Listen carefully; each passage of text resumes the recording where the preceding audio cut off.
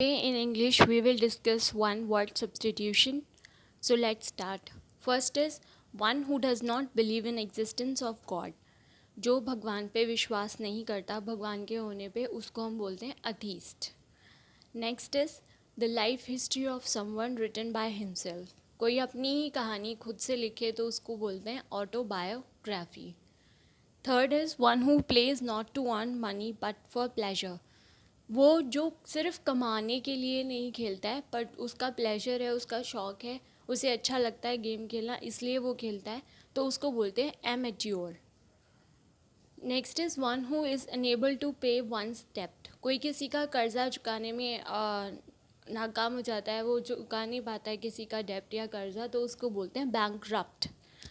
Next is a disease spreading over a large area. जो एक बीमारी जो पूरे लार्ज एरिया पे फैल जाती है, उसको बोलते हैं एपिडेमिक. जैसे कि आजकल कोरोना वायरस है, it is a disease which is spreading over a large area. बहुत लार्ज एरिया पे बहुत जल्दी से स्प्रेड हो रही है, इसी को बोलते हैं epidemic. Next is suitable for selection. It means eligible. यानी कि जब आप एमएनएस का फॉर्म भरने गए होंगे जैसे, तो वहाँ पे आपने एक कॉलम देखा होगा eligibility criteria, where in your qualification was asked and other eligibility was asked. तो मतलब कि अगर आप सिलेक्शन के लिए सूटेबल है या नहीं है, तो उस चीज़ को नाम दिया जाता है eligible.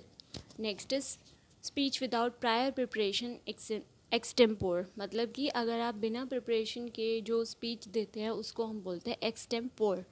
Next is someone leaving one's country to settle in another. यानी कि अगर आप अपनी कंट्री छोड़ के दूसरी कंट्री में सेटल डाउन होने चले जाते हैं, तो आप क्या कहलाएंगे? एमिग्रेंट. नेक्स्ट समवन और something existing at same period as another. इसका मतलब होता है कंटेम्प्रेरी. यानी कि दो लोग एक ही टाइम पीरियड में एग्जिस्ट करते हैं, उसको हम कंटेम्प्रेरी बोलते हैं. जैसे गांधी जी और हिटलर एक दूसरे के कंटेम्प्रेरी थे. Next a place where birds are kept.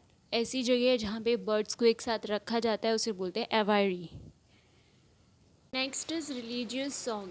जो भी हमारे धार्मिक सॉन्ग होते हैं उनको हिम्न बोलते हैं.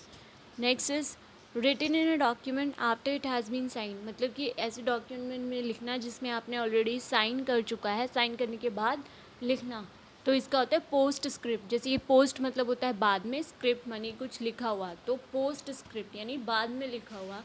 तो साइन करने के बाद जो डॉक्यूमेंट में लिखा होता है, that is post script. Next examination of one's thought और experience. It mean introspection. Introspection मतलब अपने आप से ही इंस्पेक्शन करना, अपना खुद का, यानी कि अपने थॉट्स का, हमारे जो एक्सपीरियंसेस हैं उनका अगर आप इंस्पेक्शन करोगे, खुद का इंस्पेक्शन करने का मतलब है introspection. Next giving undue favour to one's relatives. इसको बोलते हैं नेपोटिज्म. जैसे कि आजकल बॉलीवुड में मूवीज़ में क्या होता है कि जो एक्टर एक्ट्रेसेस हैं उनके ही बच्चों को आगे बढ़ा दिया जाता है.